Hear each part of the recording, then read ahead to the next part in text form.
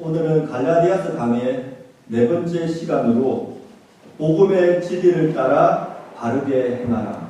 복음의 진리를 따라 바르게 행하라 라는 제목으로 하나님 말씀 증거하도록 하겠습니다. 중세 역사에 관심을 가지고 계신 분은 라틴어판 성경인 벌게이트 성경이라고 들어보셨을 것입니다. 이 성경은 AD 405년에 헬라어 성경인 70인경 이 성경을 라틴어로 번역한 성경입니다. 이 벌게이트 성경은 AD 405년에 번역되어 가지고 종교개혁이 있기까지 약 1000년 동안 유럽 교회에서 공식적으로 사용된 성경입니다. 이 벌게이트 성경을 번역한 사람이 바로 제롬이라는 그런 신학자였습니다. 이 제롬은 라틴 4대 교부 중에 한 명이었고 당시에 히브리어, 헬라어, 라틴어를 자유자재로 사용할 수 있는 아주 타고난 성경학자였습니다. 그런데 이 제롬이 오늘 본문을 읽고 오늘 본문은 실제로 일어난 사건이 아닐 것이다 라고 이야기했습니다. 초대교회 당시에 바울이 베드로를 공개적으로 책망한 사건이 그만큼 믿을 수가 없는 사건이었다는 말입니다.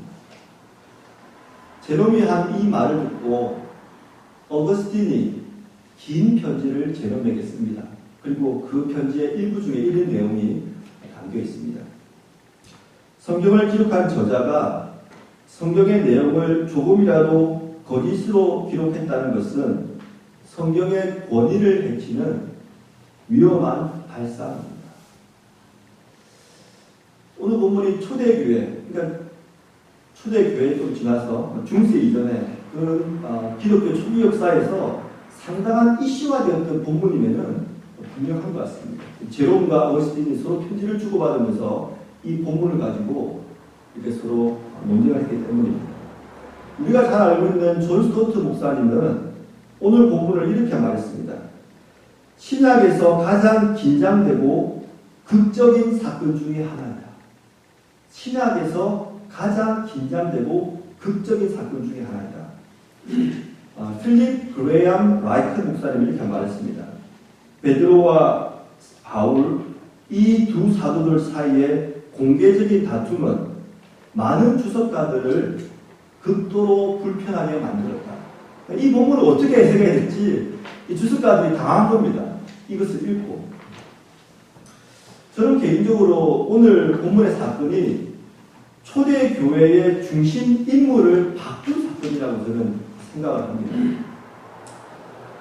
제가 갈라디아서 첫 번째 시간에 말씀드렸던 대로 갈라디아서는 사도행전 15장 예루살렘 공의회 전이나 후에 기록된 성경입니다. 그러므로 오늘 본문에 나온 이 이야기도 사도행전 15장에 그 예루살렘 공의회의 전이나 후에 발생한 이야기라고 우리가 추측할 수가 있습니다. 그런데 사도행전 15장 이후로 그렇게 많이 언급되었던 베드로의 이름이 더 이상 언급이 안 됩니다. 바나바의 이름도 더 이상 언급이 안 됩니다. 사실 베드로의 이름이 사도행전 15장 이후에 더 이상 언급이 안 되는 것을 우리가 사도행전의 그 책의 흐름상 우리가 이해할 수가 있습니다.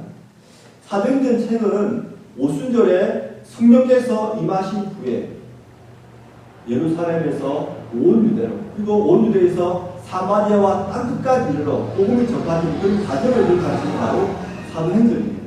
그런데 사도행전 15장 이후로 어떤 사건이 나오냐면 세계 2차 전도여행을 통해서 유럽이 복음화되고 그리고 3차 전도여행을 통해서 소아시아가 복음화됩니다. 여기에 수도적 역할을 했던 사람이 바로 바울이죠. 그러니까 사도행전 전체의 흐름상 베드로의 이름이 사도행전 15장 이후로 언급이 안 되는 것은 납득이 될 만합니다. 하지만 바나바는 어떻습니까? 바나바는 그 모든 전도 여행의 핵심적인 역할을 했던 안디옥 교회의 담임 목사였습니다. 그리고 바울을 안디옥 교회에 소개해 준 사람이었죠. 그리고 바울과 함께 1차 세계 전도 여행을 함께 떠나왔던 사람입니다. 그런데 이 사람 역시 사도행전 15장 이후로 더 이상 이름이 거론이 안 되는 것입니다. 두 사람이 사도행전 15장에 나오는 예루살렘 공의회 이후에 2차 전도여행을 떠나기 전에 마가의 동행 문제로 서로 다투게 됩니다. 결국 바울과 바나바가 갈라서게 되고 이와 관련된 구절이 사도행전 15장 39절로 41절에 나와 있습니다. 제가 주보 뒷면에 실었습니다. 우리가 한번 같이 한번 읽어보겠습니다. 서로 심히 다투어 피차 갈라서니 바나바는 마가를 데리고 배 타고 구브로로 가고 바울은 신라를 택한 후에 형제들에게 주의 은혜에 부탁함을 받고 떠나 수리아와 길리기아로 다니며 교회들을 경고하게 하니라. 이 구절에서 바나바와 바울의 그 사이에서 특이한 점을 하나 발견할 수가 있으십니까? 바나바는 마가를 데리고 그냥 배를 타고 구브로로 떠났습니다. 하지만 바울은 신라를 택한 후에 그 다음이 중요합니다. 형제들에게 주의 은혜에 부탁함을 받고 수리아와 길리기아로 떠난 것입니다. 40절 후반에 나오는 이 부분이 첨가되어 있습니다. 여기서 말하는 형제들, 이 형제들은 누구를 가르칠까요? 바로 안디옥 교회의 성도들을 가르치는 겁니다.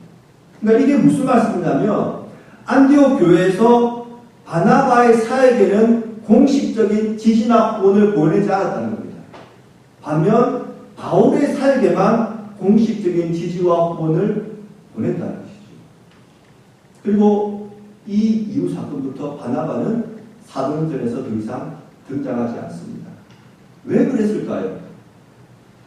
저는 오늘 본문의 사건과 무관하지 않다고 생각합니다. 도대체 오늘 사건이 얼마나 중요하길래 어떤 신학자는 사건 자체를 의심했고 또 어떤 신학자들은 이 사건을 해석하기를 극도로 꺼려했을까요? 또 왜 초대교회에 등장했던 중요한 두 명의 인물 베드로와 바나바는 더 이상 이 사건 이후로 그의 이름이 사도행전에서 거론되지 않을까요? 이 질문에 답하기 위해서 오늘 본문의 이야기를 다시 한 번 더 살펴볼 필요가 있습니다. 오늘 본문 갈라디아서 2장 11절로 13절까지 속절을 함께 한번 주의해서 읽도록 하겠습니다. 시작. 게바가 안디옥에 이르렀을 때에 책망받을 일이 있기로 내가 그를 대면하여 책망하였노라. 야고보에게서 온 어떤 이들이 이르기 전에 게바가 이방인과 함께 먹다가 그들이 오매 그가 할례자들을 두려워하여 떠나 물러가매 남은 유대인들도 그와 같이 외식함으로 바나바도 그들의 외식에 유혹되었느니라. 오늘 이야기의 주인공은 게바, 즉 베드로입니다. 예루살렘에서 사역하던 베드로가 무슨 이유인지는 모르지만 지금 안디옥 교회에 와 있습니다. 그리고 베드로는 이방인과 함께 식사를 하고 있습니다. 12절을 보시면 게바가 이방인과 함께 먹다가 이렇게 되어 있습니다. 이방인과 함께 먹다, 이 말이 무슨 말이냐면 단순히 이방인과 함께 식사를 했다는 의미가 아닙니다. 이방인이 이방인식으로 차려놓은 이방인 음식을 함께 먹었다는 말입니다. 당시 유대인들은 이방인들이 차려놓은 음식을 먹지 않았습니다. 왜냐하면 유대인들에게는 유대인들이 지켜야 할 특별한 음식법이 존재했기 때문입니다. 특정한 음식을 먹으면 안 됐고 또 조리법도 유대인식으로 조리를 해야 됐습니다. 하지만 이방인들은 그것을 따르지 않았기 때문에 이방인들과 식사를 하지 않았던 것입니다. 그런데 베드로는 유대인이었지만 유대인의 특별한 음식법을 고집하지 않고 기회가 있을 때마다 이방인들과 함께 이방인들이 차려놓은 식사를 했다는 것입니다. 베드로가 처음부터 그랬던 것은 아닙니다. 사도행전 10장에 나오는 고넬료 사건을 통하여 베드로가 변화가 되었던 것입니다. 어느 날 베드로가 요파에 있는 시몬의 집에서 기도를 하고 있었습니다. 하나님께서 기도하는 베드로에게 환상을 보여주셨습니다. 하늘에서 보자기가 내려옵니다. 그런데 그 보자기 안에는 유대인들이 부정하다고 여기는 음식들이 가득 담겨 있었습니다. 그런데 하나님께서 베드로에게 그 보자기 안에 있는 음식을 먹으라고 말씀하셨습니다. 그러자 베드로가 다음과 같이 하나님께 말씀드립니다. 주님, 그럴 수 없습니다. 제가 지금까지 속되고 깨끗하지 아니한 것을 결코 먹지 않았습니다. 그러자 하나님께서 베드로에게 말씀하십니다. 내가 깨끗하게 한 것을 너가 속되다 하지 말라. 이 일이 3번 반복된 이후에 고넬료가 보낸 사람들을 베드로가 만나게 됩니다. 베드로가 처음에는 이 환상이 무슨 뜻인지 이해를 잘 못했습니다. 하지만 가이사라에 있는 고넬료의 집에 가서 이방인들을 대상으로 복음을 전했습니다. 그때 성령께서 거기에 앉은 이방인들에게 임하여 주신 것입니다. 오순절에 마가의 다락방에 유대인들에게 임하신 성령께서 고넬료의 집에 앉은 이방인들에게 똑같이 임하여 주신 것입니다. 이 사건으로 말미암아 베드로는 그리스도 예수 안에서 유대인이나 이방인이나 차이가 없다는 것을 분명히 깨달았습니다. 그리고 이 사건 이후로 베드로는 기회가 있을 때마다 이방인들과 함께 식사 교제를 했던 것입니다.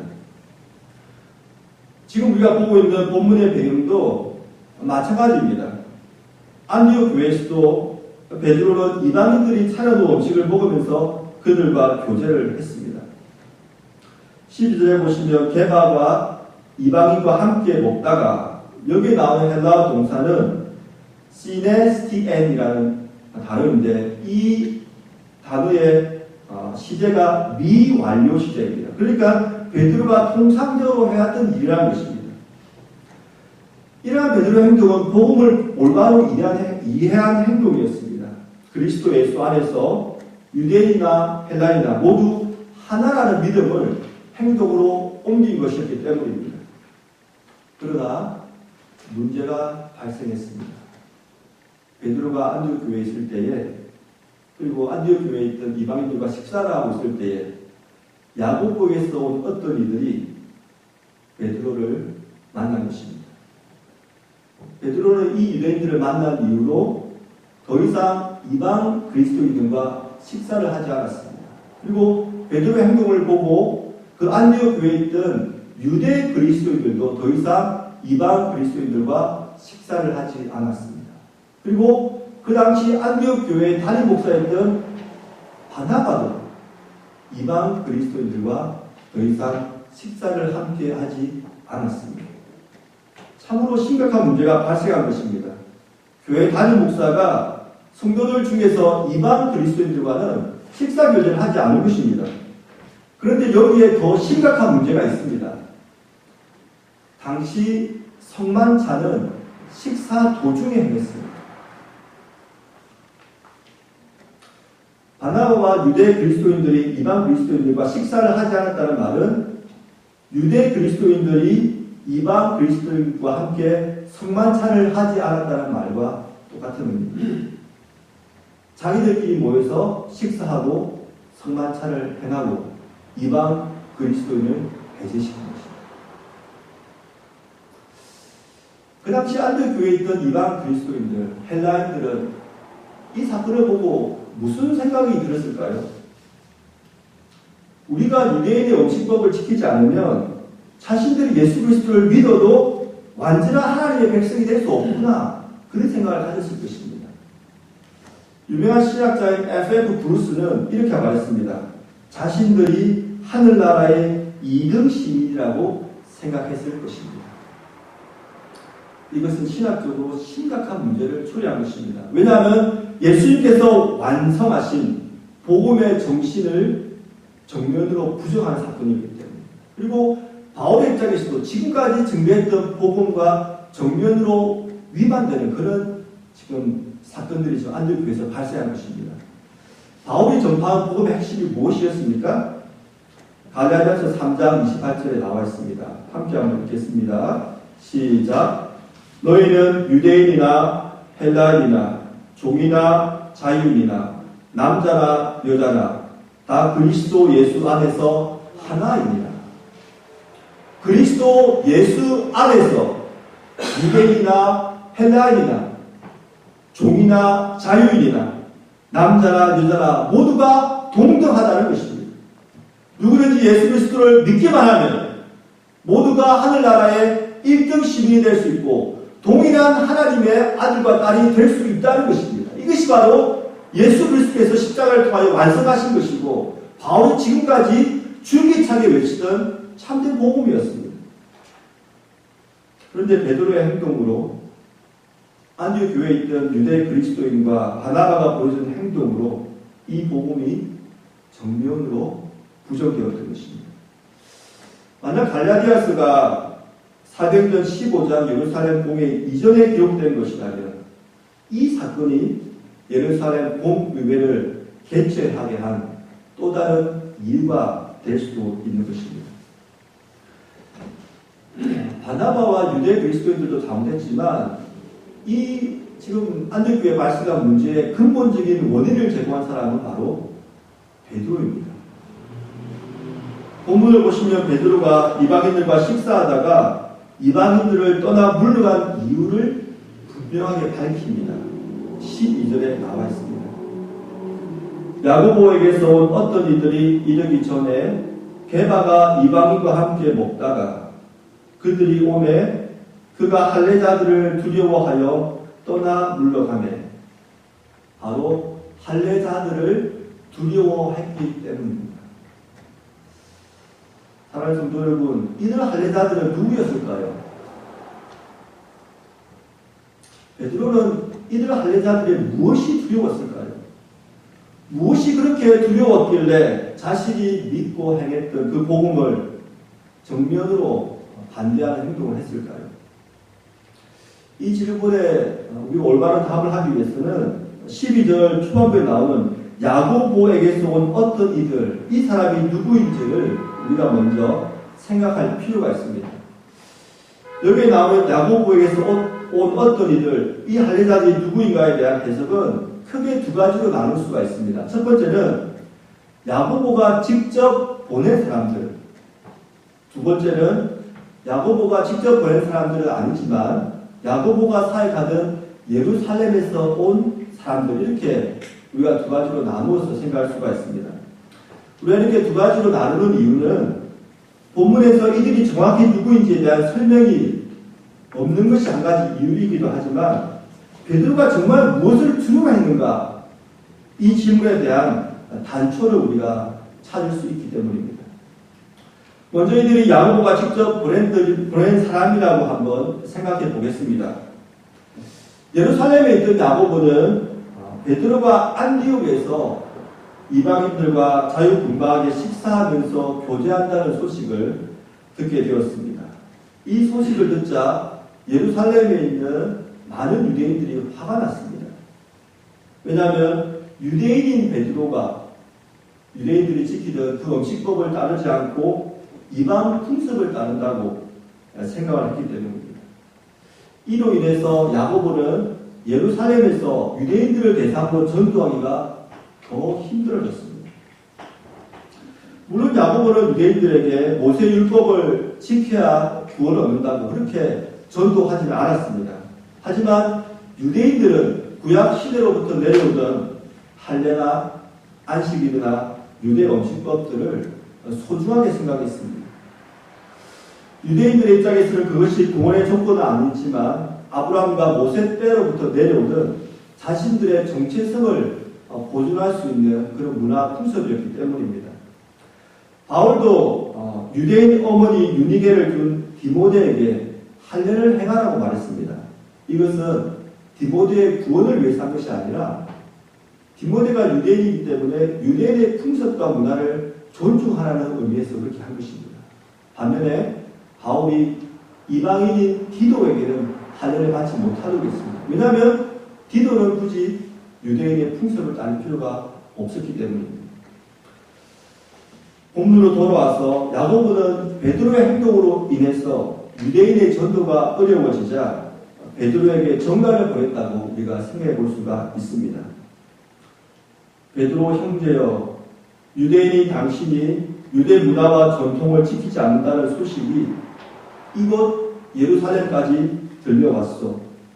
당신의 행동으로 말미암아 유대인 전도에 걸림돌이 발생하고 있으니 이방인과의 교제를 당분간 자제해 주기 바라고. 아마 이런 내용의 정답이었을 것입니다.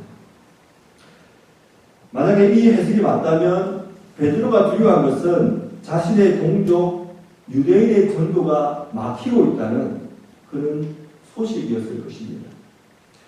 저는 상당히 일리가 있는 해석이라고 생각합니다. 하지만 우리가 조금 더 깊이 생각하면 유대인의 전도가 막히는 것이 베드로가 두려워해야 할 문제였다는 우리가 한번 생각할 필요가 있습니다. 물론 그 문제에 대해서 염려하고 기도할 수 있지만 유대인의 전도가 막히는 것이 자신이 두려움에 쌓일 그런 문제인가 하는 것을 우리가 생각할 필요가 있습니다. 저는 이 해석보다 두 번째 해석이 더 타당하다고 생각합니다. 두 번째 해석은 야고보가 보낸 헬라인들이 아니라 야고보가 사역하는 예루살렘에서 올라온 헬라인이라고 생각하는 것입니다. 대부분의 추적가들도 이 두 번째에 보다 초점을 맞추고 있습니다. 그렇다면 이 경우에 베드로가 두려워한 것은 무엇이었을까요? 존 메가더 목사님이 이렇게 해석을 했습니다. 베드로는 예루살렘 교회에 있는 유대 그리스도인들로부터 자신의 명성을 잃을까 두려워했다. 베드로는 예루살렘 교회에 있는 유대 그리스도인들로부터 자신의 명성을 잃을까 두려워했다. 저는 이 해석이 보다 타당하다고 생각합니다. 왜냐하면 이 해석이 오늘 본문의 전후 문맥과도 일치하기 때문입니다. 이 말씀을 이해하기 위해서는 우리가 지난 시간에 살펴본 본문을 다시 읽을 필요가 있습니다. 갈라디아서 2장 7절 8절을 같이 한번 읽어보겠습니다. 시작. 도리어 그들은 내가 무할례자에게 복음 전함을 맡은 것이 베드로가 할례자에게 맡음과 같은 것을 보았고 베드로에게 역사하사 그를 할례자의 사도로 삼으신 이가 또한 내게 역사하사 나를 이방인의 사도로 삼으셨느니라. 여기서 내란 말은 바로 바울을 말합니다. 이 내용은 바울이 14년 후에 디도를 데리고 예루살렘에 방문했을 때에 예루살렘 사도들이 인정하고 결정한 내용입니다. 베드로는 유대인의 사도로서 사역한다는 것이고 바울은 이방인의 사도로서 이방인을 대상으로 사역한다는 것이었습니다. 그런데 예루살렘에서 베드로에 대한 소문이 점점 좋지 않게 나고 있었던 것입니다. 원래 소문이라는 것이 소문이 서로 이어지면 더 안 좋은 쪽으로 흘러가듯이 베드로도 마찬가지 상황에 직면했을 것입니다. 처음에는 베드로가 이방 그리스도인들과 식사를 한다. 그 정도로 소문이 났겠지만 이 소문이 안디옥에서부터 예루살렘으로 내려오면서 점점 그 내용이 변질되었을 것입니다. 베드로가 이방인들을 만나면서 유대인의 문화를 모두 무시하고 지킬 필요가 없는 것으로 선전하고 다닌다. 할례와 원시법을 지키지 않고 안식일도 준수하지 않는다. 베드로는 더 이상 할례자의 사도로서 자격이 없다. 아마 이런 식으로 소문이 나기 시작했을 것입니다. 이런 식의 소문이 예루살렘에 떠돌아다니자 베드로는 유대인의 사도로서 지금까지 쌓아왔던 자신의 지위와 평판을 잃을 위기에 처한 것입니다. 이런 상황이 다가오자 베드로가 두려웠던 것입니다. 아마도 베드로 마음속에 이런 생각을 했는지도 모릅니다.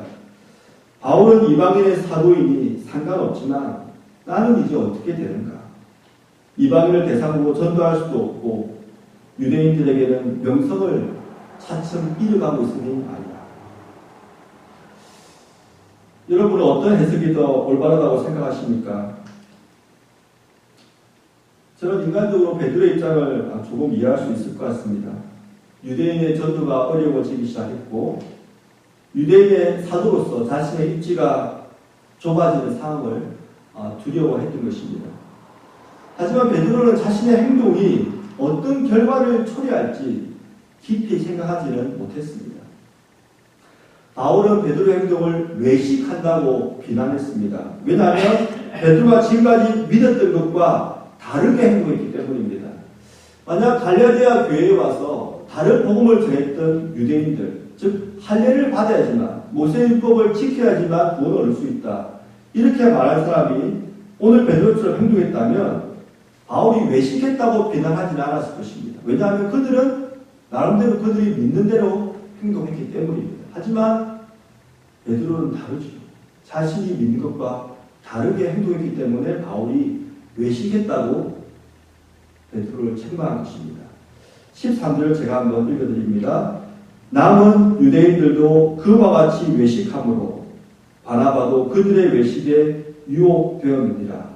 여기 순서를 한번 잘 보시기 바랍니다. 남은 유대인들, 이 사람은 안디옥 교회에 있던 유대 그리스도인들을 말합니다. 그들이 그와 같이, 즉 베드로와 같이 외식함으로 바나바도 그들의 외식에 유혹되었느니라.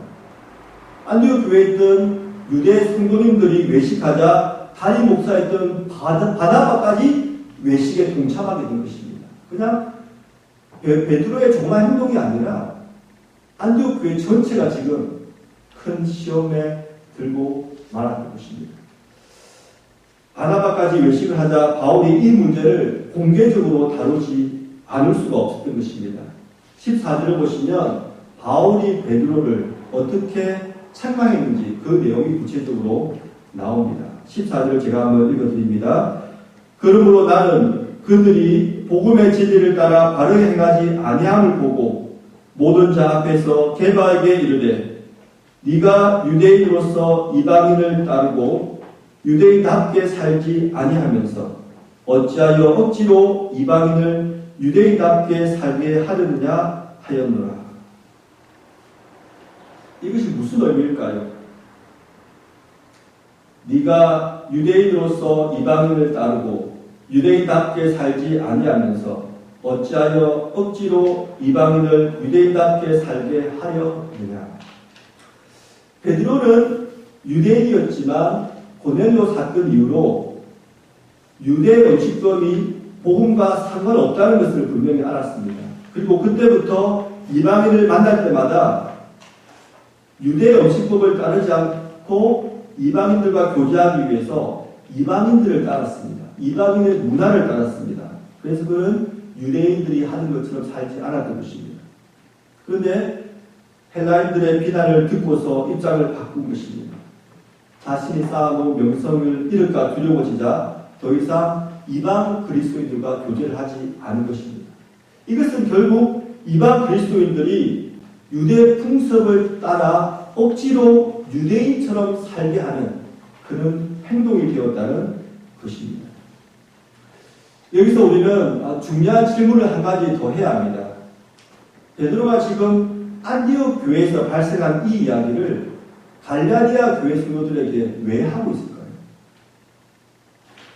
지금 이 문제는 갈라디아 교회에서 발생한 사건이 아니라 안디옥 교회에서 발생한 사건입니다. 그런데 갈라디아 교회에 편지를 쓰면서 이 이야기를 하고 있습니다. 이 부분을 제가 설명해드리고 오늘 설교를 맺겠습니다. 당시의 상황을 보면은 갈라디아 지역에 세워진 교회는 바울과 바나바가 1차 전도여행을 통하여 세운 교회들이었습니다. 그런데 이 바울과 바나바를 파송한 교회가 바로 안디옥 교회였던 것입니다. 그러므로 갈라디아 지역에 있는 교회들은 안디옥 교회가 세운 지교회 혹은 선교지 교회라고 보는 것이 합당하다고 생각합니다. 그렇기 때문에 갈라디아 지역에 있는 교회들은 모 교회인 안디옥 교회에 항상 관심이 많았고 이번 사건을 계기로 베드로가 한 행동, 바나바가 한 행동, 그리고 안디옥 교회에 있던 유대 그리스도인들이 한 행동을 분명히 들었을 것입니다. 그런데 문제가 뭐냐면 갈라디아 교회에 와서 다른 복음을 전했던 그 유대인들이 이 상황을 악용을 해서 자신들이 원하는 것을 얻으려고 했던 것입니다. 갈라디아 교회에 들어와서 다른 복음을 전했던 사람들이 이렇게 이야기를 했을 것입니다. 갈라디아 교인 여러분, 베드로도 이방인과 함께 식사하다가 그들을 떠나갔습니다. 왜냐하면 유대 음식법을 따르지 않았던 자신의 행동이 잘못된 것임을 알았기 때문입니다. 안디옥 교회 담임 목사였던 바나바와 거기에 있던 유대 그리스도인들도 더 이상 이방인들과 함께 식사하지 않습니다. 성만찬도 함께 하지 않습니다. 왜 이렇게 했을까요?